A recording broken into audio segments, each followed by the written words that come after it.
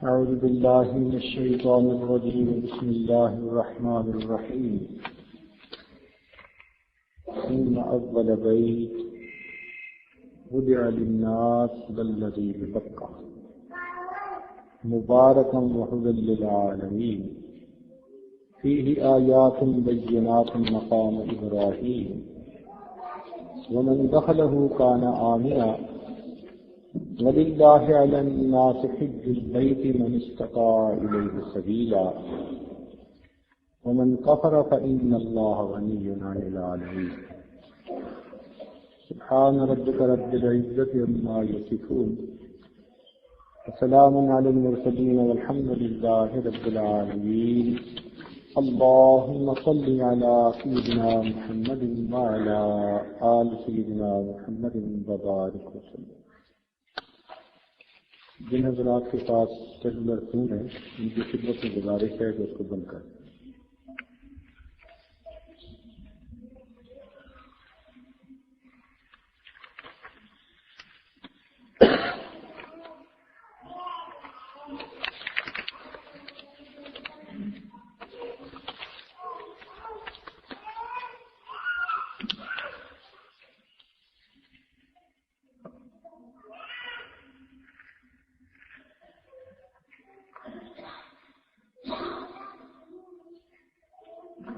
آج کی یہ محفل حج کے عنوان سے منعقد ہوئی ہے. یہ ارکان اسلام میں سے ایک عظیم الشان رکن ہے.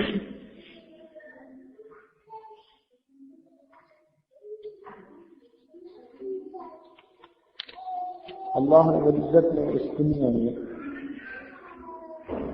ایک جگہ کو اپنے ساتھ نسبت عطا فرمائی اور وہاں پر اپنا گھر بنوایا. دیکھنے میں وہ پتھروں کا بنا ہوا ایک کوٹھا ہے، مگر اللہ رب العزت کی تجلیات خاصہ کا وہاں پر وجود ہوتا ہے. ان تجلیات ذاتیہ کے اس جگہ پر وارد ہونے سے وہ جگہ بیت اللہ کہلاتی ہے، اللہ رب العزت کا گھر. سب انسانوں کو حکم ہوا کہ جب وہ اللہ کی عبادت کریں تو اس کی طرف رخ کریں. چنانچہ اگر بالفرض کوئی ظالم اس جگہ سے اس مکان کو، اس کمرے کو ہٹا بھی دے پھر بھی وہ جگہ بیت اللہ ہے. حتیٰ کہ اگر وہ وہاں سے زمین کی مٹی کو کھود کر میلوں گہرا بھی کر دے پھر بھی وہ جگہ بیت اللہ ہے. کیونکہ بیت اللہ اس کی ان اینٹوں کا نام نہیں ہے، اس جگہ کا نام ہے جہاں پر اللہ رب العزت کی تجلیات وارد ہوتی ہیں. وہ ایک آئینہ ہے. جس طرح بڑی سے بڑی چیز آئینے کے اندر سما جاتی ہے، یوں سمجھیے کہ اللہ رب العزت کا جمال جس کا کوئی حد و حساب نہیں وہ اس جگہ کے اندر سما گیا ہے. اسی لیے ہر کلمہ گو کو اس جگہ کے ساتھ ایک فطری کشش محسوس ہوتی ہے. ہم کہہ سکتے ہیں کہ بیت اللہ شریف انسانوں کے دلوں کا مقناطیس ہے. غریب سے غریب آدمی کو دیکھیے، اسے کھانے کو ملتا ہے یا نہیں، پہننے کو کپڑے پورے ہیں یا نہیں، رہنے کے لیے چھت ہے یا نہیں، مگر اس کے دل کی یہ تمنا ضرور ہوگی میں اللہ کے گھر کو دیکھوں. یہ ایک ایسی تمنا ہے جو فقط امیروں کے دل میں ہی نہیں، غرباء کے دل میں بھی ہوتی ہے. ہر ایک کے دل میں جسے دیکھو وہی جانے کے لیے تیار. اسباب ہیں یا نہیں یہ کچھ اور بات ہے، مگر دل کی تمنا ہر ایک کی.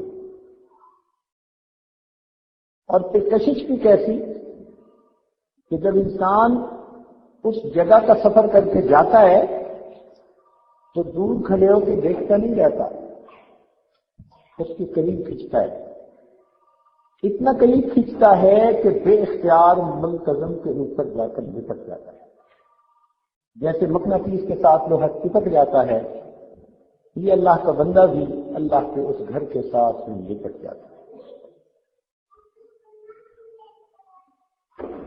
یہ دنیا کا دستور ہے کہ جب بھی کوئی محبت کا دعویٰ کرے تو محبوب سے آزماتا ہے کہ یہ اپنے دعوے میں پکا بھی ہے یا نہیں۔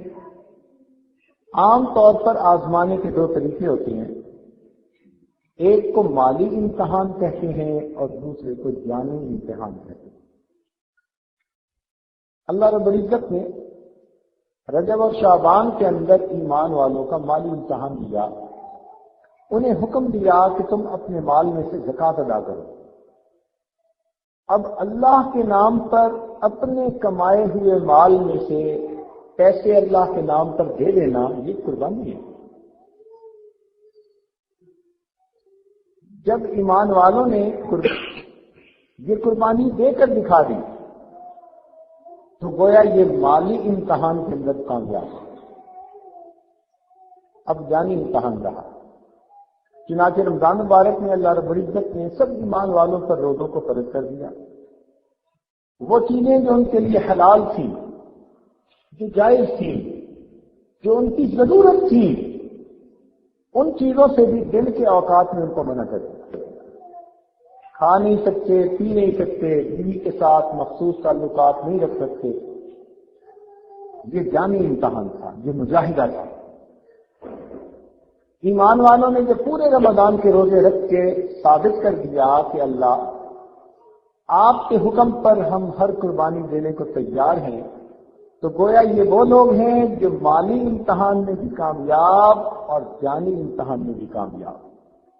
اب دستور ہے کہ محبوب ان کو اپنی ملاقات کا موقع دے، چنانچہ پروردگار عالم نے شوال کے اندر ان کو اپنے گھر کی طرف بلایا۔ اے امتحان میں پورا اترنے والے میرے عاشقوں، ثابت کر دیا تم نے کہ میرے کہنے پر لبیک کہی، اب یہی لبیک کا کلمہ کہتے کہتے تم میرے گھر کی طرف چلو۔ چنانچہ اگر کوئی آدمی شوال میں حج کا احرام باندھنا چاہے تو وہ باندھ سکتا ہے۔ ان کو اشہر معلومات کہتے ہیں۔ شوال کا مہینہ، ذیقعد کا مہینہ اور ذی الحجہ کے پہلے 10 ہیں، یہ اشہر معلومات کہلاتے ہیں۔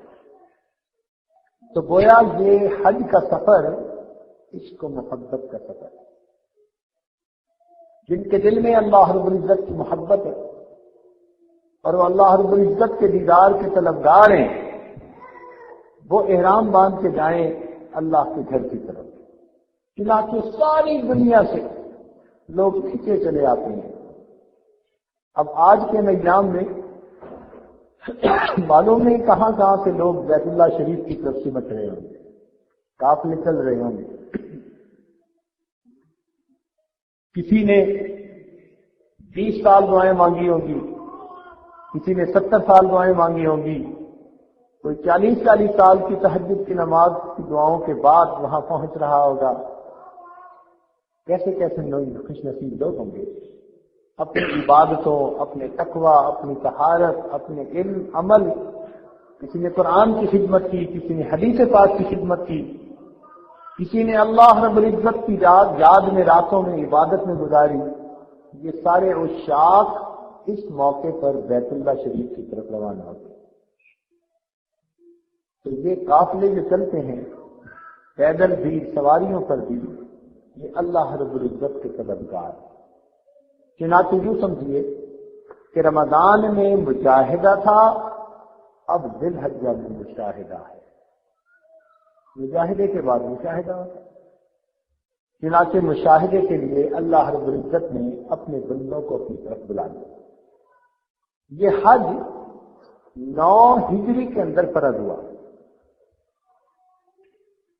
جب پہلے سال فرض ہوا تو نبی علیہ الصلوۃ والسلام نے حضرت ابوبکر صدیق رضی اللہ تعالیٰ عنہ کو قافلے کا سردار بنا کر اور 300 صحابہ ان کے ہمراہ حج کے لیے بھیجے۔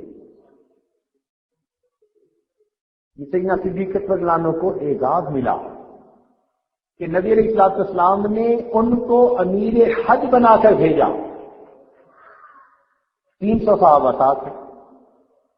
جب یہ قافلہ روانہ ہو گیا تو بعد میں سورہ برات کی ابتدائی آیتیں اتر آئی. تو نبی علیہ السلام نے حضرت علی رضی اللہ تعالیٰ عنہ کو پیچھے سے بھیجا کہ آپ بھی جائیں, حج میں شامل ہو جائیں اسی قافلے کے ساتھ, اور ان کو میرا خاص پیغام پہنچا دیں. اس پیغام میں 4 باتیں تھیں, جن میں سے ایک بات یہ تھی کہ کوئی مشرک آج کے بعد حدود حرم میں داخل نہیں ہو سکے. قرآنی فیصلہ آ گیا تھا انما المشرکون نجس, یہ مشرک لوگ نجس. اب دیکھیے یہاں سے 2 باتیں معلوم ہوئی. ایک بات تو یہ معلوم ہوئی کہ جن کے اندر نجاست تھی, کفر کی, شرک کی, ان کو تو منع کر دیا گیا, اور جن کے اندر ایمان کا نور تھا ان کو حج کا حکم دے دیا گیا. تو معلوم ہوا کہ صدیق اکبر لانوں کے دل میں ایمان کا نور تھا, اس لیے نبی علیہ السلام نے ان کو خود حاجیوں کے قافلے کا سردار بنا کر بھیجا. اور ایک بات یہ بھی ملی کہ سیدنا علی رضی اللہ عنہ وہاں تشریف لے گئے, مگر انہوں نے یہ حج سیدنا صدیق اکبر لانوں کی امارت میں کیا. امیر سیدنا صدیق اکبر ہے. اب دیکھیے 4 عبادتوں میں سے 2 اجتماعی عبادتیں ہیں, ایک نماز اور ایک حج. یہ اجتماعی طور پر کی جاتی ہیں. روزہ اور زکوٰۃ وہ تو انفرادی عبادت. دونوں اجتماعی عبادات کی امامت سیدنا صدیق اکبر کو مل رہی ہے. نبی علیہ السلام خود ان کو امیر حج بنا کر بھیج رہے ہیں, اور نبی علیہ السلام خود اپنی حیات مبارکہ میں ان کو اپنے مصلی پر امام بنا رہے ہیں.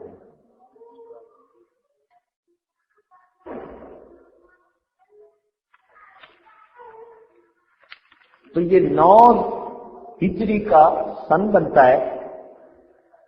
یہ 9 کا ہی حصہ بھی عجیب ہے جو سیدنا صدیق اکبر کے حصے میں آیا. 9 کے حصے کے اندر کچھ خصوصیات ہیں.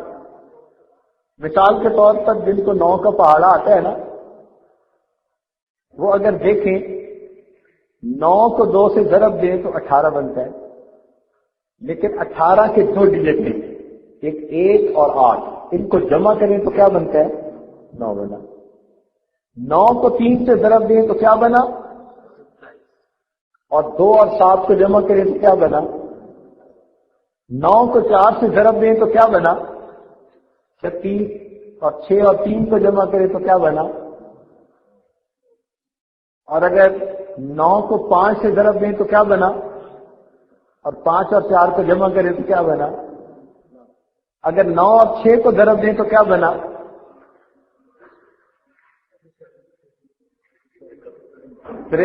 اور 6 اور 3 کو جمع کریں تو کیا بنا. اگر 9 اور 7 کو ضرب دیں تو کیا بنا. جی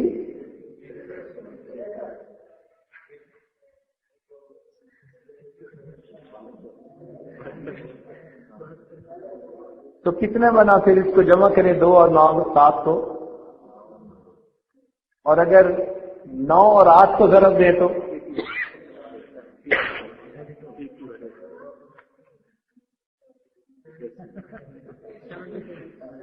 یہ کیلکولیٹر کی سہولیات ہے.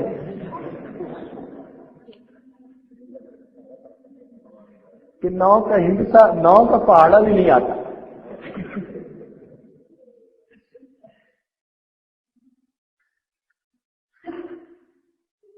تو 9 اور 9 کو ضرب دیں تو کیا بنا, اور 8 اور 1 کو جمع کریں تو کیا بنا. گویا پورے پہاڑے کو اگر آپ دیکھیں تو 2 جواب آتا ہے, اس کے ڈیجٹ کو جمع کریں تو پھر کیا بنتا ہے 9 ہر جگہ موجود.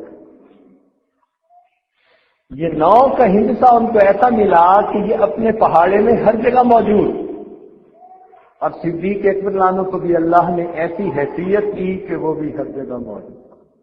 بدر کے غازیوں میں دیکھو تو صدیق اکبر موجود، احد کے زخمیوں میں دیکھو تو صدیق اکبر موجود، خندق کے میدان میں دیکھو تو صدیق اکبر موجود، بیعت رضوان کے موقع پہ دیکھو تو صدیق اکبر موجود، ہجرت کے سفر میں دیکھو تو صدیق اکبر موجود، اگر اللہ کے راستے میں خرچ کرنے والوں کو دیکھو تو صدیق اکبر موجود، اگر نبی علیہ الصلوۃ والسلام کے پہرے داروں میں دیکھو تو صدیق اکبر موجود، اگر اللہ کے راستے میں اپنے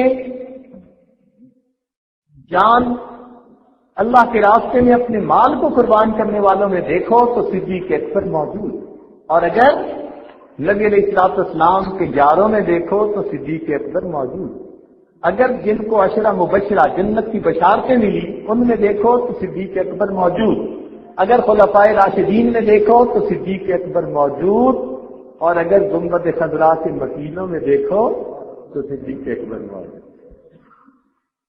اللہ رب العزت نے ان کو مقام ہی ایسا دیا، بالکل نبی علیہ السلام کے ساتھ ساتھ ان کو معیت کبریٰ حاصل کی۔ وہ ثانی اثنین میں سے تھے، ثانی اثنین کہتے ہیں دو میں سے دوسرا، یعنی جہاں نبی علیہ الصلوۃ والسلام پہلے صدیق اکبر دوسرے، اور جہاں صدیق اکبر پہلے وہاں نبی علیہ السلام دوسرے۔ اب دیکھیے کہ نبی علیہ الصلوۃ والسلام ہجرت کے سفر میں چلے تو آپ کے ساتھ کون تھے؟ صدیق اکبر تھے۔ جہاں نبی علیہ السلام پہلے صدیق اکبر دوسرے، اور حج کے سفر میں اگر صدیق اکبر نے حج پہلے کیا تو دوسرے سال پھر امیر حج کون بنا؟ خود نبی علیہ السلام بنا۔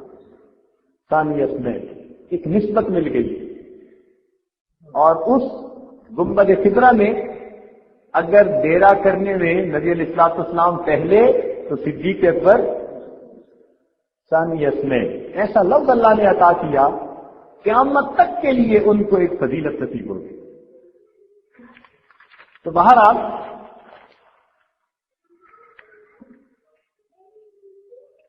سفر حج میں مشقت اور تکلیف کا ہونا ضروری۔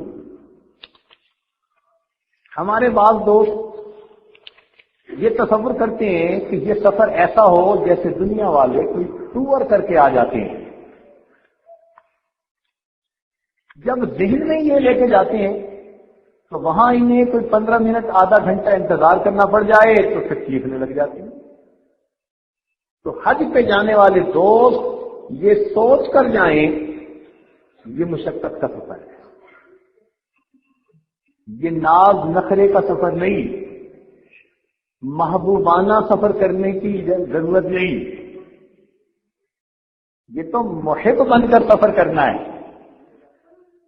تو اب دیکھیے سفر تو ہے محب بن کر کرنے کا، اور ہم چاہتے ہیں محبوب بن کے سفر کرنے کا، ہر چیز سہولت ہو، ہر جگہ ہمارا استقبال ہو، ہر جگہ ہماری خواہش کے مطابق کام ہو، ہماری مرضی چلے۔ تو محب بن کے سفر کرنا ہے، محبوب بن کے سفر کرنے کی اجازت نہیں ہے۔ اس لیے کہ حج کا فلسفہ ہی یہی ہے، یہ عشق کا سفر ہے، محبت کا سفر ہے۔ جو محبوب بننے کی کوشش کرے گا وہ گھر میں ہی بیٹھا رہے گا۔ توفیق ملے گی اس کو جو عشق کے ساتھ محبت کے ساتھ سفر کرنا چاہے۔ تو اپنی طرف سے انسان مشقتیں طلب نہ کرے، عافیت مانگے، لیکن اگر مشقت آ جائے تو اس کے اوپر صبر کرے۔ ہے ہی مشقت کا سفر، تو شروع سے ذہن میں یہ لے کے جائیں کہ یہ مشقت کا سفر ہے، اور مشقتیں تو پہلے زمانے میں ہوا کرتی تھی، آج تو آسانیوں کا سفر ہے۔ ہمارے حضرت رحمۃ اللہ علیہ فرماتے تھے کہ ہم لوگ بحری جہاز کے ذریعے سفر کرتے تھے اور اپنے ملک سے جدہ بسا اوقات 1 مہینہ کا سفر کر کے پہنچا کرتے تھے۔ آج تو 20 دن میں حج کر کے واپس، اور ہوائی جہاز پر 4 گھنٹے کی فلائٹ، یہاں سے کر لیں تو چلو 15-16 گھنٹے لگ جائیں گے، اور کیا ہوگا۔ 30 دن سمندر کا سفر کرنا پڑتا تھا اور اس میں بحری جہاز کے ہچکولے وہ ویسے ہی بندے کا دماغ آؤٹ کر دیتے تھے. اور فرماتے تھے کہ جب ہم جدہ پہنچتے تھے تو جہاز سے زمین پر اترنے کے لیے 3 دن کا وقت لگا کرتا تھا. جب جہاز پہنچتا تو 3 دن حاجی جہاز میں رہتے، ان کے کاغذات دیکھے جاتے، یہ دیکھا جاتا کہ ان کے اندر کوئی بیماری تو نہیں ہے. تو ڈاکٹر لوگ 3 دن ان کو جہاز میں رکھتے، چیک کرتے رہتے، جب تسلی ہو جاتی تو پھر اترنے کا موقع دیتے. اب بتائیے 3 دن جہاز میں انتظار کر کے زمین پہ قدم رکھنے کی اجازت ملتی تھی، اور آج تو جہاز سے پہنچتے ہیں اور امیگریشن میں 3 گھنٹے بھی نہیں پورے لگتے، اور وہ بھی ایئر کنڈیشن کمروں میں بٹھا دیتے ہیں اور اس پر بھی بیٹھے باتیں کر رہے ہوتے ہیں کہ یوں نہیں ہونا چاہیے تھا، یوں ہونا چاہیے. اندازہ لگائیے کہ ہماری کم درسی کا کیا حال ہے. ہم چاہتے ہیں کہ بس ہم جب نیچے اتریں تو ایک اسپیشل لیموزین کھڑی ہو جو لے کر ہمیں بیت اللہ کے دروازے تک پہنچا. ایک سسٹم ہے، اس کے مطابق ہمیں چلنا چاہیے. اگر حاجی کیمپ میں وقت لگتا ہے تو وہ ایک روٹین سمجھ لیجیے اور اس سفر کا حصہ سمجھ لیجیے، اور اس کی مشقت پر بھی اجر ملنا ہے. آپ بتائیے وہ دنیا کا کون سا بادشاہ ہے جو ملاقات کرنے والوں کو گھنٹوں انتظار نہیں کرواتا؟ ارے دنیا کے بادشاہ اپنے ملاقات والوں کو گھنٹوں انتظار کروائیں تو مالک الملک کی ملاقات کرنے والوں کو اگر انتظار میں بیٹھنا پڑ جائے تو سیکھنے کی کیا ضرورت ہے؟ اور میں تو یوں پوچھتا ہوں کہ جس وقت اللہ تعالیٰ نے آپ کے حج کے بارے میں فیصلہ فرمایا کہ یہ میرا بندہ حج کے لیے آ سکتا ہے، اگر بالفرض اس وقت آپ سے یہ پوچھا جاتا بالفرض کہ میرے بندے حج کی سینکشن تو میں کر رہا ہوں مگر یہ بتا کہ تجھے اتنے گھنٹے انتظار کرنا پڑے گا، یہ مشقت اٹھانی پڑے گی، یہ جو ہے وہ راتوں کو جاگنا پڑے گا، بتا یہ سب تجھے قبول ہے؟ اگر قبول ہے تو اجازت دیتا ہوں ورنہ نہیں دیتا. تو ہم کیا جواب دیتے؟ ہم کہتے اللہ اس سے دگنی بھی برداشت کرنے کو تیار ہے، اس سے 10 گنا برداشت کرنے کو تیار ہے، اللہ اجازت دے دیجیے. اب اللہ نے دن کہے دن مانگے حج کے لیے اجازت عطا فرما دی، اور ہم ہیں کہ اعتراض کرتے پھرتے ہیں کہ جی حج کے اندر بڑی مشقت ہوتی ہے. تو اس لیے یہ پوائنٹ آپ کے ذہن میں بٹھانے کی کوشش کی جا رہی ہے کہ حج کا سفر مشقت کا سفر ذہن میں ہی لے کے جائیں. ہم عبادت کرنے جا رہے ہیں اور عبادت میں مشقت اٹھانی پڑتی ہے. آرام چاہتے ہیں تو بستر پہ پڑے رہیں گھر میں. کس نے آپ کو آ کے کہا ہے کہ آپ ضروری حج کے اوپر جائیں؟ جب قدم ہی اٹھا لیا تو پھر ان مشقتوں کو معمولی سمجھیے، اور کوشش یہ کیجیے کہ زبان سے کسی بھی چیز پر اعتراض نہ ہو. یہ ایک بہت اہم بات ہے. ہمارے حضرت رحمۃ اللہ علیہ نے ایک واقعہ سنایا. فرماتے تھے کہ ایک مرتبہ ایک حاجی تھا اور وہ صبح کا ناشتہ لینے کے لیے گیا تو کچھ چیزیں خرید رہا تھا. کسی نے اس سے کہا کہ بھئی یہ دہی بھی لے لو، تو کہنے لگا جی مدینہ کی دہی کھٹی ہوتی ہے، میں نہیں لیتا. بات آئی گئی ہو گئی. اب جب رات کو خواب سویا تو خواب آیا کہ نبی علیہ السلام کی زیارت ہوئی تو نبی علیہ السلام نے ناراض ہو کر حکم فرمایا کہ نکل جاؤ میرے شہر سے، کہتے ہو کہ مدینہ کی دہی کھٹی ہوتی ہے. اور خواب ختم. اب بڑا پریشان، آنکھ کھل گئی کہ محبوب ناراض ہو کر فرما رہے ہیں کہ نکل جاؤ اس شہر سے، کہتے ہو کہ مدینہ کی دہی کھٹی ہوتی ہے. اب پریشان ہوا، علماء سے پوچھا میں کیا کروں. کسی نے مشورہ دیا کہ آپ نبی علیہ السلام کے چچا سیدنا امیر حمزہ لانو جہاں مدفون ہے وہاں چلے جائیں، ایصال ثواب کریں، دعا مانگے، اللہ تعالیٰ کی رحمت ہو جائے. چنانچہ اس نے ایسا ہی کیا. سیدنا امیر حمزہ لانو کے مزار پر گیا، ان کے لیے احسان ثواب کیا، دعائیں مانگی، رات کو آیا، خواب میں سیدنا امیر حمزہ لانو کی زیارت ہوئی۔ سیدنا امیر حمزہ لانو نے فرمایا کہ دعا تو اگرچہ آپ نے بہت مانگی، وہ اپنی جگہ، لیکن جب آپ کو محبوب فرما چکے نکل جا میرے شہر سے، اب آپ کو رکنے کی اجازت نہیں، اگر نہیں نکلو گے ایمان سے محروم ہو جاؤ گے۔ چنانچہ اس آدمی کو شہر سے نکلنا پڑا۔ تو اس لیے جب وہاں جائے، ہمارا ایک محبت کا تعلق ہے اس جگہ کے ساتھ، کسی چیز پر اعتراض نہ کرے۔ کیا ہم چند دنوں کے لیے زبان بند نہیں کر سکتے؟ ہر جگہ پر خوبیاں بھی ہوتی ہیں، خامیاں بھی ہوتی ہیں، انتظامات کے اندر کوتاہیاں بھی ہوتی ہیں، لاکھوں انسانوں کا انتظام کرنا ہوتا ہے۔ تو اگر کوئی اونچ نیچ نظر بھی آ جائے تو چپ رہنے کی ضرورت ہے، کمنٹس کرنے کی ضرورت نہیں ہے۔ خاص طور پر یہ جو یورپ سائڈ سے جاتے ہیں نا، یہ کچھ زیادہ ہی لاڈلے ہوتے ہیں، پیٹ بھرے کھانے کو مل جاتے ہیں نا، کچھ فاقے آتے، کچھ دماغ ٹھکانے آتا، کچھ اپنی اوقات کا پتہ چلتا، ہر چیز موجود ہے، من پسند کے کھانے کھاتے ہیں، تو پھر کیا ہوتا ہے، ذرا ذرا سی بات پہ اعتراض کرتے ہیں۔ اس لیے یہ مشقت کا سفر ہے۔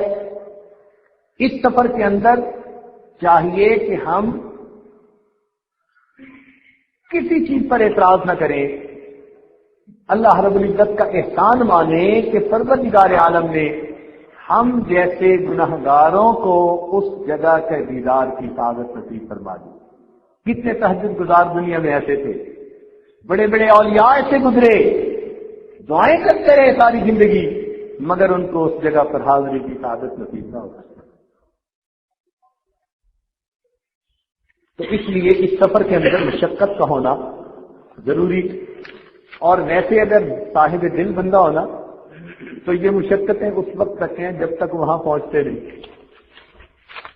جب وہاں پہنچ جائیں نا اور بیت اللہ کا دیدار کر لیں تو سب مشقتیں ختم ہو جاتی ہیں۔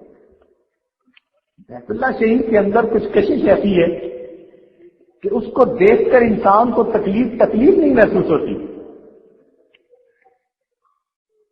جیسے ماں کی گود میں پہنچ کے بچے کو سکون ملتا ہے، ایسے ہی بیت اللہ شریف کو دیکھ کر مومن کو سکون مل جاتا ہے۔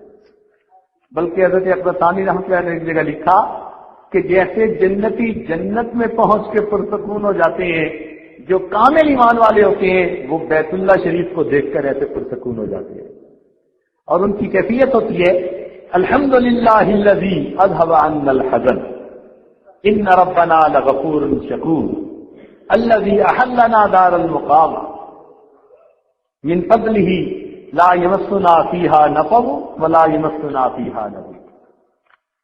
سب تکلیفیں پہلے کی بات، وہاں پہنچ کے تکلیفیں ختم۔ اس کی کشش ایسی ہے، انجذاب ایسا ہے۔ ایک تیسری بات ذہن میں یہ رکھنے کی ہے کہ اخلاص تو ہر عبادت میں ہونا چاہیے۔ مخلصین لہ الدین کا حکم ہے، لیکن حج کے اس عمل میں زیادہ اخلاص کی ضرورت ہے۔ اخلاص تو ہر عبادت میں ہونا چاہیے، لیکن حج کے عمل میں اخلاص کی زیادہ ضرورت ہے۔ وہ کیوں کہ یہ عمل زندگی میں صرف ایک بار کرتے ہیں۔ اگر نماز ایک اخلاص کے بغیر پڑھی تو چلو دوسری میں اخلاص مل جائے گا، ایک رمضان بغیر اخلاص کے گزرا تو چلو آئندہ رمضان گزر جائے گا، لیکن حج تو ہے ہی ایک۔ تو جب ہے ہی ایک تو پھر اس عمل میں کتنی احتیاط اور کتنے اخلاص کو رکھنے کی ضرورت ہے۔ زندگی میں ایک مرتبہ موقع ملتا ہے کتنے لوگوں کو،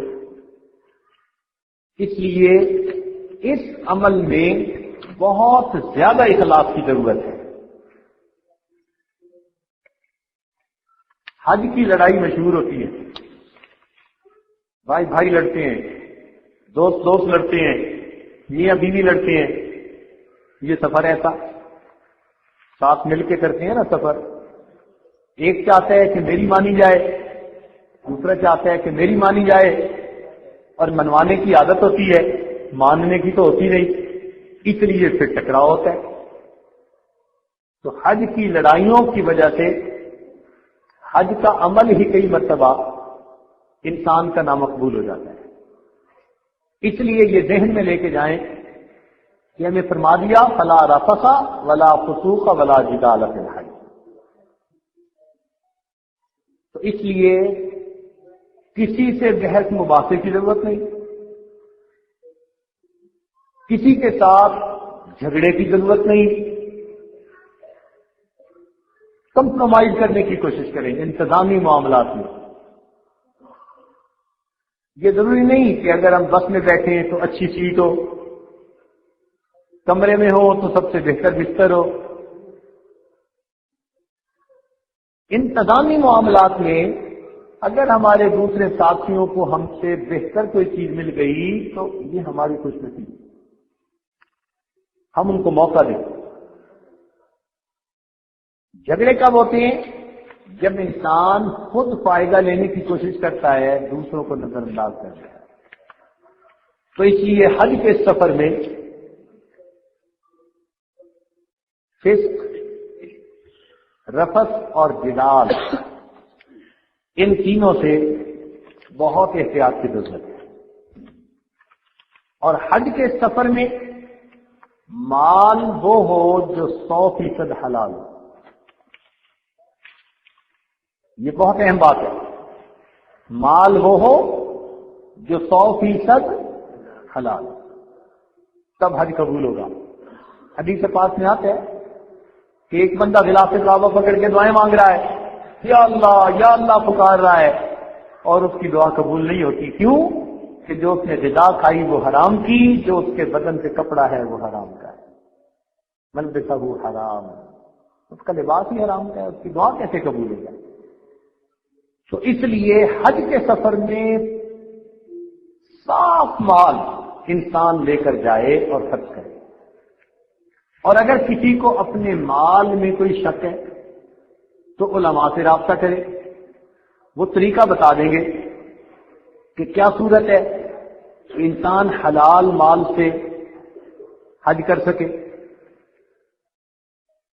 مثال کے طور پر ایک بندہ حج کرنا چاہتا ہے اور اس کو اپنے مال پہ شبہ بھی ہے، وہ کہا اللہ ان کو جزائے خیر دے، انہوں نے ہر مشکل کا حل نکال دیا۔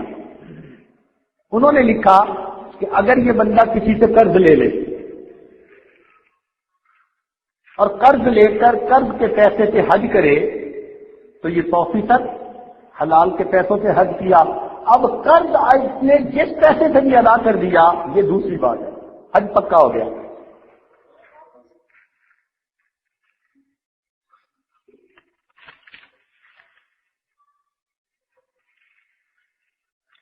حج میں فخر اور شیخی بگھارنے سے بچے۔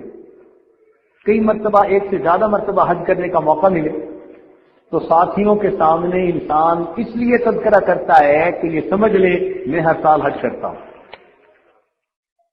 نبی اسلام نے فرمایا یہ قرب قیامت کی علامت ہے کہ میری امت کے امراء سیر کرنے کے لیے حج کریں گے، میری امت کے غرباء بھیک مانگنے کے لیے حج کریں گے، اور میری امت کے علماء دوسروں پر اپنا فخر ظاہر کرنے کے لیے حج کریں گے۔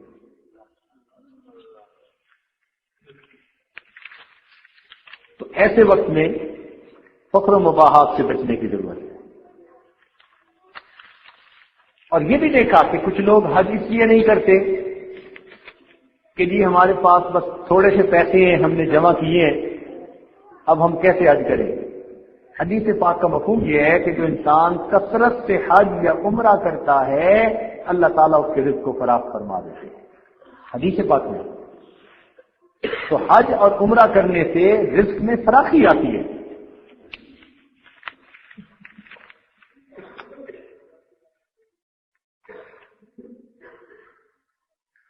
ہر سفر کی ایک منزل ہوتی ہے، حج کے سفر کی منزل اللہ رب العزت کی رضا ہے۔ حاجی دو طرح کے ہوتے ہیں، کچھ کو زیارت بیت نصیب ہوتی ہے اور کچھ کو زیارت رب البیت نصیب ہو جاتی ہے. اسی لیے طواف زیارت نام رکھا گیا. وقوف عرفہ کے بعد جو طواف کرتے ہیں طواف زیارت. اب یہ زیارت اور مشاہدہ اس کا کیا حقیقی مفہوم ہے یہ مستقل عنوان ہے. تاہم آنکھ والا تیرے جوبن کا تماشا دیکھے، دیدہ ایک اور کو کیا آئے نظر کیا دیکھے. جنہوں نے اپنے باطن پہ محنت کی ہوتی ہے وہ اس جگہ کی نورانیت کو محسوس کرتے ہیں، اور جب محنت نہیں کی ہوتی تو پھر ان کو محسوس ہی نہیں ہوتا. اس لیے اس سفر کے اندر کسی باعمل عالم یا شیخ کا ہونا ضروری تاکہ وہ قدم قدم پر انسان کی رہنمائی کر سکے.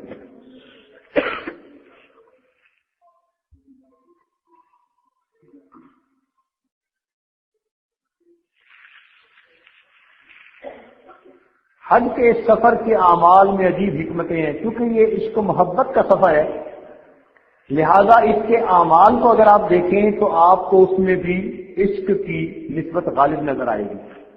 عاشق کو عام طور پر دیکھا گیا کہ اس کو زیب و زینت سے کوئی سروکار نہیں ہوتا. اس شاخ کو زیب و زینت سے کیا سروکار؟ سرگرداں پھرتے ہیں، سفر میں ہوتے ہیں، محبوب کے گھر کے چکر لگاتے ہیں.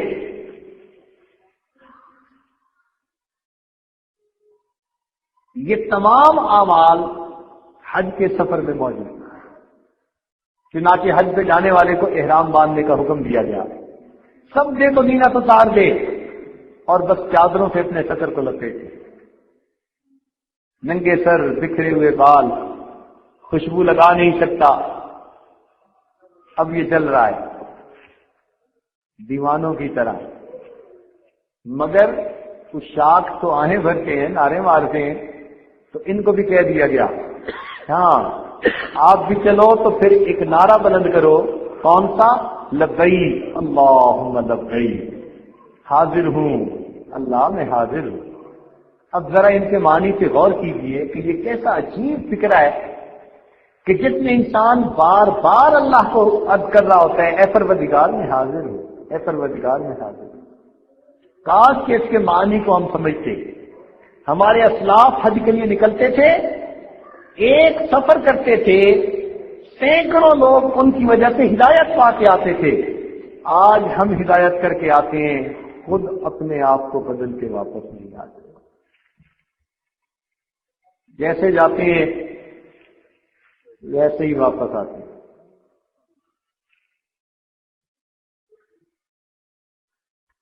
اور جس طرح عاشق محبوب کے گھر کے چکر لگاتا ہے، اسی طرح یہ حاجی اللہ رب العزت کے گھر کا طواف کرتا ہے. اطوف علی الجدار دیار لیلا وقبل ذل جدار وذل جدارا وما حب الدیار شغفن قلبی ولکن حب من سکن الدیار. طواف کر رہا جیسے پروانہ شمع کے گرد. سبحان اللہ. اور آپ دیکھیں کہ دنیا میں کہیں کوئی ایسا موقع نہیں کہ جہاں مرد اور عورت کو ایک ہی کام ایک ہی وقت میں کرنے کا حکم ہو. اگر نماز بھی پڑھنی ہے تو درمیان میں ایک بڑی دیوار پردہ ہوگا. حج میں طواف ایک ایسا ہے کہ جس میں مردوں کو بھی کرنا ہوتا ہے عورتوں کو بھی کرنا ہوتا ہے. اب یہ کیوں ہے؟ اس کی حکمت علماء نے لکھی کہ رب کریم یہ ثابت کرنا چاہتے تھے یہ میرے وہ بندے ہیں جو میرے عشق و محبت میں اتنا آگے بڑھ چکے کہ اس محبت کی وجہ سے یہ میرے گھر کا طواف کرنے آئے. یہاں پہنچ کر مرد اپنی مردانگی کو بھول گیا، عورت اپنی نسوانگی کو بھول گئی، اور دونوں میری طرف متوجہ ہیں. کسی کو کسی کی طرف التفات نہیں، حتیٰ کہ میاں بیوی کو ایک دوسرے کی طرف رجحان نہیں. میرے یہ بندے دنیا کی جتنی بھی نفسانی محبتیں تھیں ان سب کو ترک کر چکے، میری محبت غالب آ چکی. دیکھو یہ ایک وقت میں طواف کر رہے ہیں مگر ایک دوسرے کی طرف مائل ہونے کی بجائے سب رو رہے ہیں، میرے سامنے دعا مانگ رہے ہیں. تو اللہ رب العزت نے اس موقع پر ثابت کیا کہ میرے بندوں نے یہاں آ کر ثابت کیا کہ میری محبت تمام محبتوں پر غالب ہے. اور واقعی بات ایسی ہے، وہاں تو اللہ کی محبت کا وہ جذبہ ہوتا ہے کہ انسان حیران ہوتا ہے. مرد اپنا رو رہے ہیں، دعائیں مانگ رہے ہیں، عورتیں اپنا رو رہی ہیں، دعائیں مانگ رہی ہیں، کسی کو کسی کی خبر نہیں ہوتی. ہاں اگر محنت نہ کی ہو اور دل کے اندر فکر بھرا ہو تو پھر بات کچھ اور ہوتی ہے. تو یہ محبت کا سفر ہے. اللہ رب العزت کے عشق میں چکر لگاتا ہے انسان.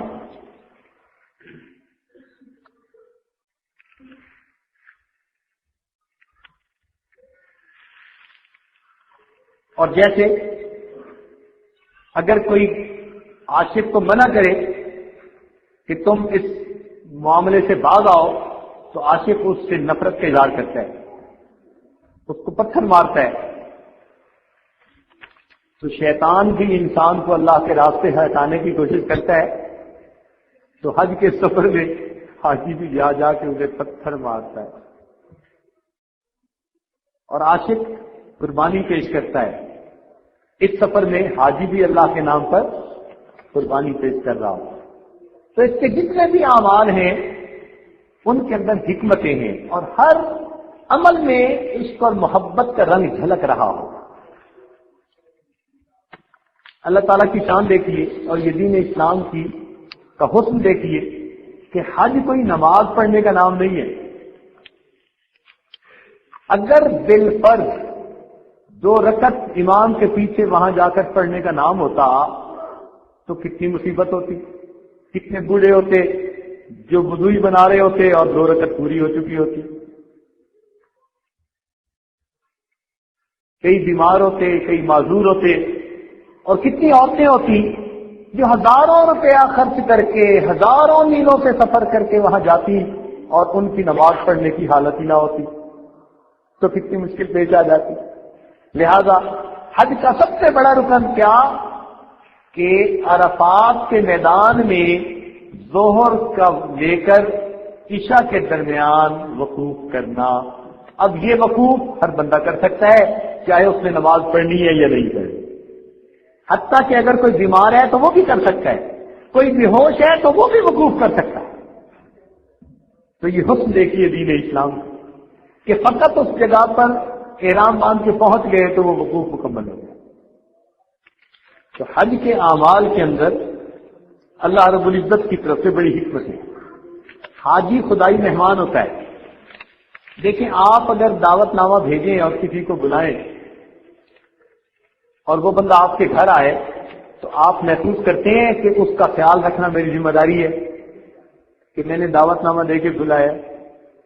تو جب ہم دعوت دے کے کسی کو بلائیں اور وہ اس دعوت نامے کی وجہ سے آ جائے، ہم سمجھتے ہیں یہ مہمان ہے اور مہمان کی مہمان نوازی کرنی ہماری ذمہ داری.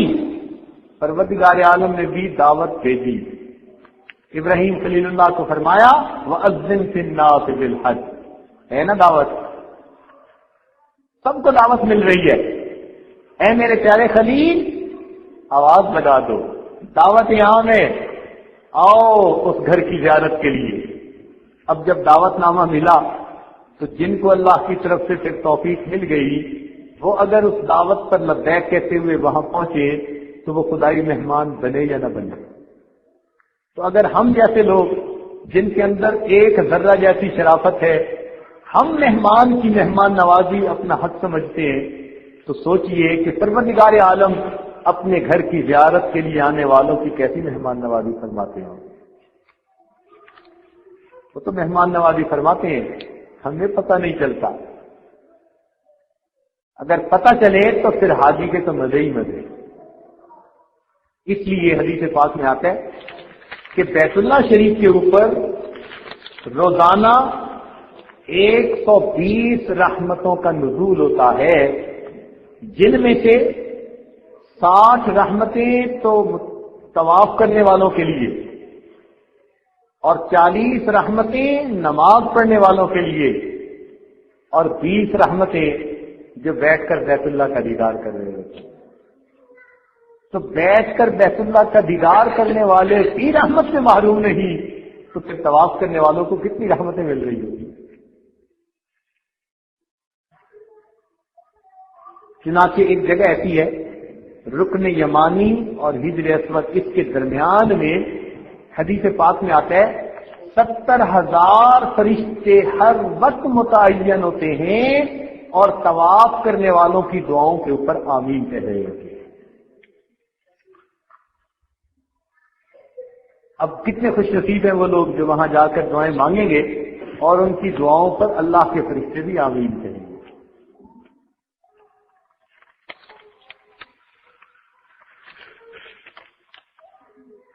مکہ مکرمہ میں جلال کی تجلیات غالب ہیں۔ اللہ رب العزت کی ہیبت شان، جلالت شان ایسی ہے، مکہ مکرمہ کے اندر جلال کی تجلیات، چنانچہ وہاں کے رہنے والوں کی طبیعت میں بھی جلال زیادہ ہے۔ آپ مکہ مکرمہ کے کسی دکاندار سے کہیں نا جی کہ اس کے دام اتنے کر دو، کہے گا یہ اللہ، تشریف لے جائیے، دوسری بات ہی نہیں کرے گا۔ لیکن مدینہ طیبہ کے اندر آپ کو جمال کی تجلیات نظر آئیں گی، وہاں معاملہ ہی کچھ اور ہے۔ تو دونوں جگہ پر انوارات کا اپنا حسن ہے۔ اللہ رب العزت نے اپنے محبوب کی ولادت کے لیے تو مکہ مکرمہ کو پسند فرمایا، لیکن ان کی رہائش کے لیے مدینہ طیبہ کو پسند فرمایا۔ یہ دو جگہیں علیحدہ کیوں بنا دی گئی؟ اس لیے کہ یہ دو محبتیں تھیں جو مومن کے دل میں ہونی چاہیے، اور اگر دونوں جگہیں ایک ہی شہر کے اندر ہوتی تو دو میں سے ایک ہی غالب آ سکتی تھی نا، تو اللہ تعالیٰ نے دونوں کو علیحدہ علیحدہ شہر دے دیے۔ مکہ مکرمہ میں آؤ، اللہ رب العزت کی محبت کے جذبہ غالب ہو، اور اگر مدینہ طیبہ میں جاؤ تو پھر اس کے رسالت کا جذبہ غالب۔ چنانچہ دونوں جگہ جا کر انسان دونوں محبتوں سے لطف اندوز ہو سکتا ہے۔ عبادت گزاروں کے لیے مکہ کا قیام اعلیٰ اور عشق والوں کے لیے مدینہ کا قیام اعلیٰ۔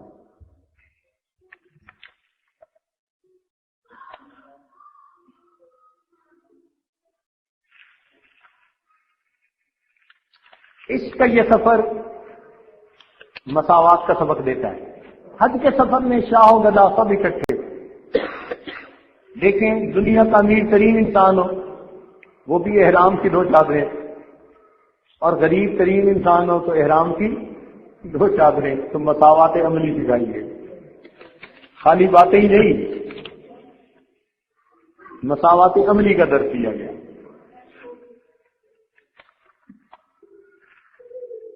تو اس لیے یہ حج کا سفر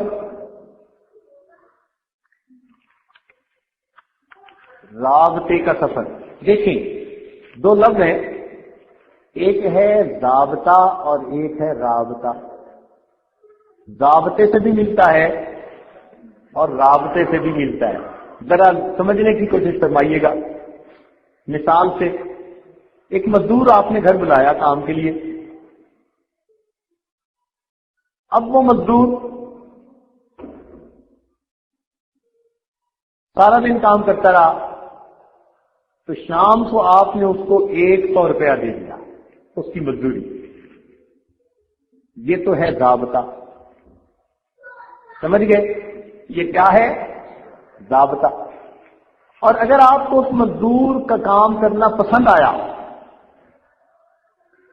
اور آپ نے اسے بلا کر حال احوال پوچھ لیے کہ سناؤ بھائی کہاں رہتے ہو، کیا حال ہے، اور وہ کہے جی کہ میں فلاں جگہ رہتا ہوں، میں تو آج کل بہت محنت کرتا ہوں، کام کر رہا ہوں، اس لیے کہ میں ایک ہی بیٹا ہوں ماں باپ کا، اور میرے سر پر ذمہ داری ہے، میری ہمشیرہ جوان ہے اور اس کی شادی کرنی ہے اور میرے پاس ابھی انتظام نہیں، اگر وہ یہ ساری بات آپ کو سنا دے اور آپ کے دل میں بات آ جائے تو آپ اس کو ہمشیرہ کی شادی کے لیے 10,000 روپے اٹھا کر دے دیں گے.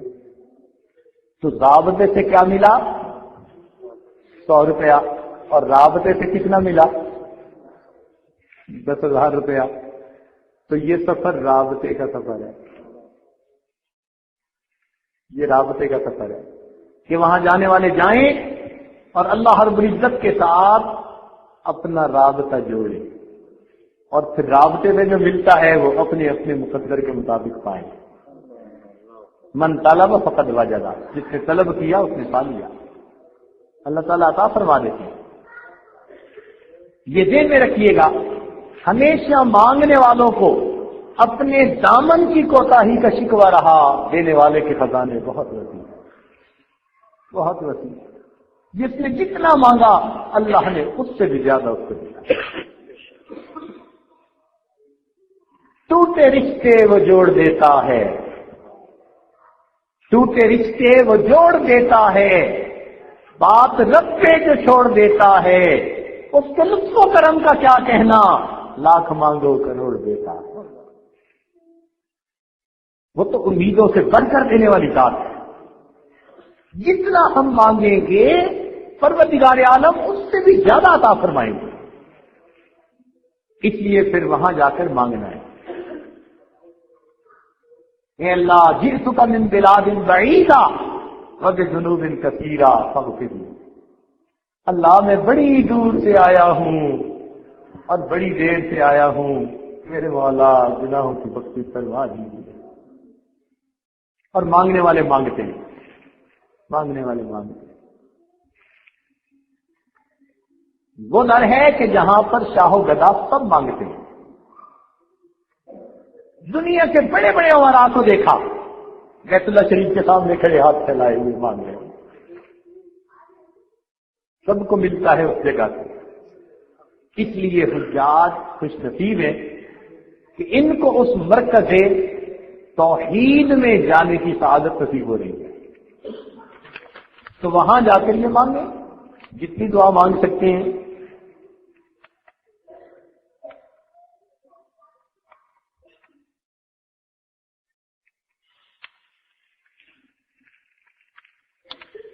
وہ عجیب دربار ہے. ہمارے حضرت رحمۃ اللہ علیہ نے ایک عجیب بات فرمائی، ذرا دل کے کانوں سے سنیے گا. فرمانے لگے کہ ایک حج میں نے ایسے کیا کہ میں بیت اللہ شریف کے سامنے بیٹھتا اور قرآن مجید کی تلاوت کرتا، ایک آیت پڑھتا اور وہ آیت اگر بشارت کے متعلق ہے تو جنت کے مانگنے کی دعائیں، جنت کی دعائیں مانگتا، اور اگر خوف سے متعلق ہے تو جہنم سے پناہ مانگتا. فرماتی ہیں ہر آیت پڑھ کر دعا مانگتا. اس طرح ایک ایک آیت پڑھتے پڑھتے میں نے پورے قرآن پاک کو مکمل کیا.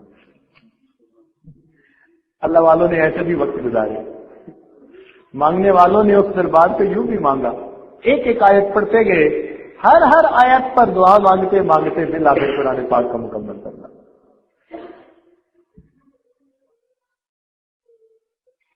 تو اس لیے اس جگہ کے اوپر جا کر دعائیں خوب مانگنی چاہیے.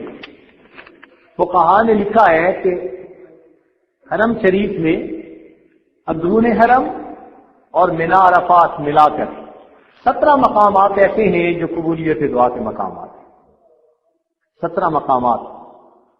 اب حاجی کو قبولیت دعا کے مقامات کا پتہ نہیں ہوتا، لیکن جس گھڑی کی قیمت پوچھو اس کو ہر گھڑی کی قیمت کا پتہ ہوتا ہے.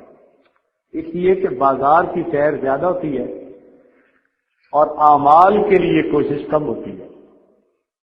تو ابھی سے یہ مسائل سیکھ کے جائیے کہ وہاں پر کن کن مقامات پر دعائیں قبول ہوتی ہیں اور ان مقامات پر پہنچ کر دعائیں مانگنے کی کوشش کیجیے. ایک ایک جگہ پر دعائیں مانگیے، کیا معلوم کس جگہ کا کیا ہوا سجدہ میرے مالک کو پسند آ جائے.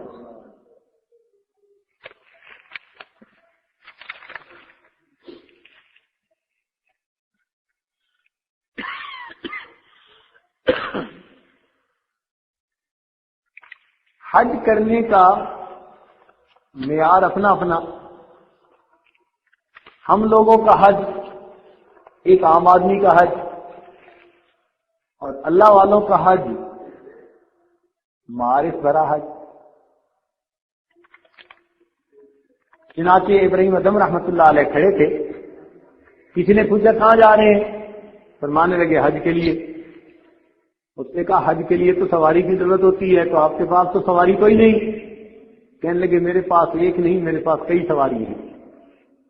اس نے پوچھا کہ سواری نظر تو آ نہیں رہی اور آپ کہتے ہیں میرے پاس کئی سواریاں، تو بتائیے تو کون کون سی سواری؟ فرمانے لگے کہ جب مصیبت ہوگی تو صبر کے اوپر سواری کروں گا. مصیبت کے لمحات میں صبر کی سواری، نعمت کے اوقات میں شکر کی سواری، خلاف طبیعت کام کے وقت میں تسلیم و رضا کی سواری، رنج پہنچنے کے وقت میں انا للہ و انا الیہ راجعون والی سواری، نفس و شیطان کے مقابلے میں لا حول ولا قوہ والی سواری، گناہ کا کوئی معاملہ سامنے آئے تو توبہ کی سواری، اور جب کوئی بڑا سامنے آئے تو اللہ اکبر والی سواری، اور جب کسی کی خطا دیکھوں گا تو سبحان اللہ کی سواری. میں حسب موقع ان سواریوں سے سوار ہو کر اپنے حج کو مکمل کر لوں. تو واقعی یہ سواریاں ہیں. ہمیں وقتاً فوقتاً مختلف سواریوں پر سوار ہو کر اس حج کے سفر کو مکمل کرنا ہے. حضرت شبلی رحمۃ اللہ علیہ کے ایک مرید تھا، کچھ عرصہ وہ محفل میں نہ آیا، کچھ عرصے کے بعد حاضر ہوا تو پوچھا کہ بھائی اتنے دن کہاں رہے؟ کہ حضرت حج پہ جانے کا موقع نصیب ہوا اس لیے میں حج پر گیا. تو فرمایا کہ ذرا قریب آؤ. وہ قریب آ گیا. آپ نے فرمایا کہ یہ بتاؤ کہ حج کے سفر کے لیے جب تم نکلے تھے تو احرام باندھا تھا؟ اس نے کہا جی ہاں. فرمایا احرام باندھنے کے لیے جب تم نے اپنے جسم سے لباس اتارا تھا تو گناہوں کا لباس بھی اتارنے کی نیت ساتھ کی تھی یا نہیں کی تھی؟ میں گناہوں کا لباس بھی اتار رہا ہوں. اس نے کہا حضرت یہ نیت تو نہیں کی تھی. فرمایا اچھا یہ بتاؤ کہ جب تم نے لبیک کہا تھا، تلبیہ پڑھا، تو کیا تم نے اپنے آپ کو 100% سر کے بالوں سے لے کر پاؤں کے ناخنوں تک اللہ کے حضور پیش کرنے کی نیت کی تھی یا نہیں کی تھی؟ حضرت یہ نیت تو نہیں کی تھی. فرمایا اچھا یہ بتاؤ کہ جب جا کر تم نے بیت اللہ شریف کا طواف کرنا تھا اور بیت اللہ کا استلام کہتے ہیں کہ حجر اسود کی طرف دونوں ہاتھ کر کے پھر ان کا بوسہ لینا، اگر بوسہ ویسے نہ لے سکے تو اس کو استلام کہتے ہیں. تو پوچھا کہ یہ کیا تھا؟ کہ جی کیا تھا. تو فرمایا کہ تمہیں یہ اس وقت احساس تھا کہ تم اللہ رب العزت کے دائیں ہاتھ کے ساتھ مصافحہ کر رہے ہو؟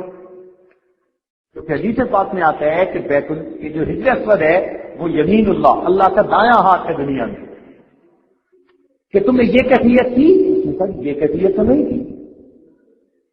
فرمایا اچھا ملتزم سے لپٹے تھے؟ جی. تو ملتزم سے لپٹتے ہوئے محبوب کے ساتھ جیسے گلے ملتا ہے تو انسان کو سکون ملتا ہے، یہ کیفیت ہوئی تھی؟ کہ یہ کیفیت تو نہیں ہوئی تھی. اچھا باب کعبہ کے سامنے سے گزرے تھے؟ ہاں. تو جیسے ایک فقیر کسی بڑے شہنشاہ کے دروازے کے سامنے جاتا ہے تو ندا دیتا ہے، تم نے اس کیفیت کے ساتھ اس مالک کو پکارا تھا؟ کہ اس کیفیت کے ساتھ تو نہیں پکارا تھا. اچھا یہ بتاؤ کہ تم وقوف عرفہ کے وقت حاضر ہوئے تھے؟ کہ جی میں حاضر تو ہوا تھا. کہتے یہ بتاؤ کہ اس وقوف عرفہ کے وقت میں تم نے اللہ رب العزت کے سامنے اپنے سب چھوٹے بڑے گناہوں سے سچی توبہ کرنے کی نیت کر لی تھی؟ کہا جی ایسے نیت تو نہیں کی تھی. اچھا یہ بتاؤ کہ جب تم نے رمیہ جمار کی تھی تو شیطان کے ساتھ ہمیشہ کے لیے قلبی دشمنی رکھنے کا عہد کیا تھا؟ یہ تو نہیں کیا تھا. اچھا جب تم نے قربانی کی تھی تو تم نے اپنے نفس کی خواہشات سے بھی چھری پھیری تھی یا نہیں پھیری تھی؟ اگر چھری تو نہیں پھیری تھی، قربانی دی تھی. اچھا جب تم نے طواف زیارت کیا تھا تو تمہیں پھر اپنے محبوب کی زیارت بھی نصیب ہوئی تھی کہ نہیں ہوئی؟ حضرت وہ زیارت تو نصیب نہیں ہوئی تھی. فرمانے لگے کہ بچے پھر تم یوں سمجھو کہ حج کیا ہی نہیں، اب آئندہ سال نئے سرے سے پھر احرام باندھ کے جانا، اور جس طرح میں نے تمہیں سکھایا ہے اس طرح جا کر دوبارہ حج ادا کرتا. اب ان باتوں کو سامنے رکھیں کہ ہم حج کیسے کرتے ہیں اور اللہ والوں کی حج کی کیفیت کیا ہوتی ہے. اس لیے یہ معاملہ اپنا اپنا.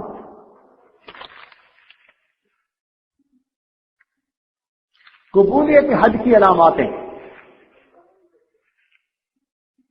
اچھی طرح سے سن لیجیے.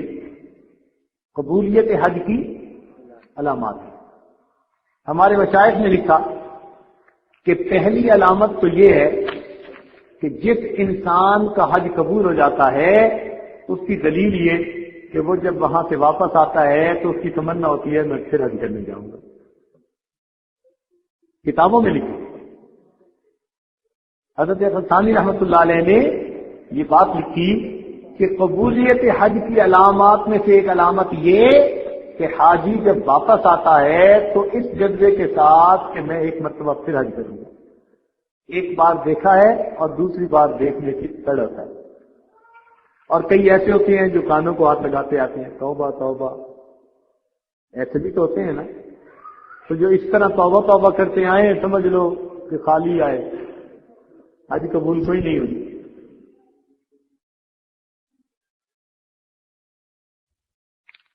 اور ایک بات یہ کہ جب انسان بیت اللہ شریف کے سامنے جاتا ہے، حضرت اسود کا استلام کرتا ہے، تو علماء نے لکھا کہ اس کے اندر کی جو بھی کیفیت ہوتی ہے نا وہ ظاہر ہو جاتی ہے. اندر کی جو بھی کیفیت ہو، چنانچہ کچھ لوگ وہاں جا کر استلام کریں گے نا تو ان کا خود سے باطن کھل جائے گا. نہ شکوے کی باتیں بیت اللہ شریف کے سامنے حرم میں بیٹھ کر ایک ایک گھنٹہ شکایتیں کرتے رہیں گے. فلاں یہ ہے، فلاں یہ ہے، مولم یوں کرتے ہیں، فلاں یوں کرتے ہیں. ایک ایک گھنٹہ بیٹھ کے وہاں شکایتیں کرتے رہتے ہیں. وہ اندر کھل جاتا ہے. تو یہ حضرت کا استلام عجیب ہے کہ انسان کی تلئی کھل جاتی ہے. جیسا اندر ہو وہ چھپا نہیں رہتا، کھل جاتا ہے. اور جس کے اندر شرافت نفس ہو پھر وہ چیز بھی کھل جاتی ہے، چنانچہ اس کے اندر اور تسلیم و رضا آ جاتی ہے. اس کو جتنی تکلیفیں پہنچے وہ سب تکلیفوں کو آسان سمجھ کر اللہ کی رضا کے لیے برداشت کر لیتا ہے. اس لیے حج کرنے کے بعد واپس آتے ہیں تو کچھ لوگوں کی نیکی میں اضافہ ہو جاتا ہے اور کچھ لوگ پہلے سے بھی گئے گزرے بن جاتے ہیں.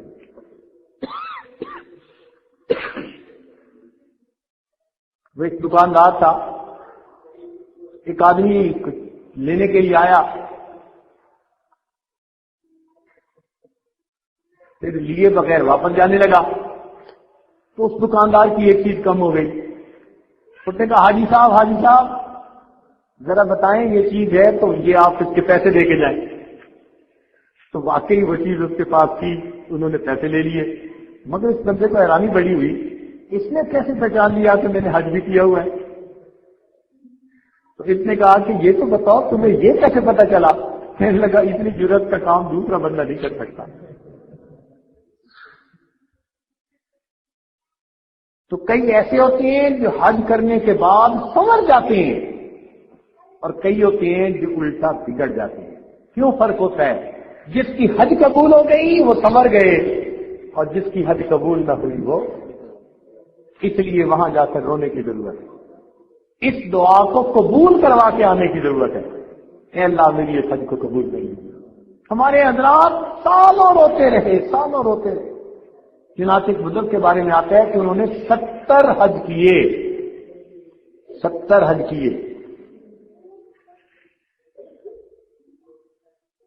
جب آخری مرتبہ کا حج کرنے لگے تو بیٹا ساتھ تھا. احرام باندھا، احرام باندھ کر تلبیہ پڑھا، لبیک اللہم لبیک. جب انہوں نے لبیک پڑھا تو آواز آئی لا لبیک. کیا مطلب؟ کہ تیری لبیک قبول نہیں. اب جب یہ آواز آئی تو بیٹے نے بھی سنی تو وہ کہنے لگا ابو جب ہماری لبیک قبول ہی نہیں تو پھر حج کرنے کا کیا فائدہ، احرام اتار دیجیے۔ تو جب اس نے یہ کہا تو باپ نے بیٹے سے کہا کہ بیٹا جب میں نے پہلا حج کیا تھا اور لبیک کہا تھا اس وقت بھی یہی آواز سنی، اب 70 دفعہ کا حج کر رہا ہوں اب بھی یہی آواز سن رہا ہوں، مگر بیٹے یہ تو بتا کہ کوئی اور دروازہ ہے کہ اس کو چھوڑ کے میں وہاں چلا جاؤں، وہ قبول کرے نہ کرے مجھے حج تو یہی کرنی ہے، اب دروازے تو اسی سے پکارنا ہے۔ ان کی یہ بات اللہ کے ہاں قبول ہو گئی، فوراً ان کے دل میں ڈالا گیا میرے بندے تیرے اس عاجزی کی وجہ سے ہم نے 70 دفعہ کے حجوں کو قبول فرمایا۔ تو اس لیے حج کے لیے جانا ہے تو وہاں عاجزی اور زاری اتنی کیجئے حتیٰ کہ حج کو قبول کروا لیجیے۔ یہ ہے ہی محبت کا طریقہ، عجیب محبت کا معاملہ۔ کچھ لوگ سمجھتے ہیں شاید یہ پیسے کی بات ہے، ایسی بات نہیں ہوتی۔ کتنے لوگ ایسے ہیں کہ جن کو اللہ رب العزت نے خوب مال دولت دی لیکن حج کی سعادت کے بغیر دنیا سے رخصت ہوئے، اور کتنے غریب ہوتے ہیں کہ جن کے پاس خرچ کرنے کو بھی کچھ نہیں ہوتا اللہ تعالیٰ ان کو بھی پہنچا دیتے۔ یہ بیت اللہ شریف کے ساتھ تعلق عجیب ہے۔ ہمارے حضرت ہم سے فرمانے لگے کہ یہ پہلے کی بات ہے کہ جب سعودی عرب کے اندر ابھی تیل دریافت نہیں ہوا تھا، 1932 کے قریب کی بات، کچھ ایسا ہی سن لیا۔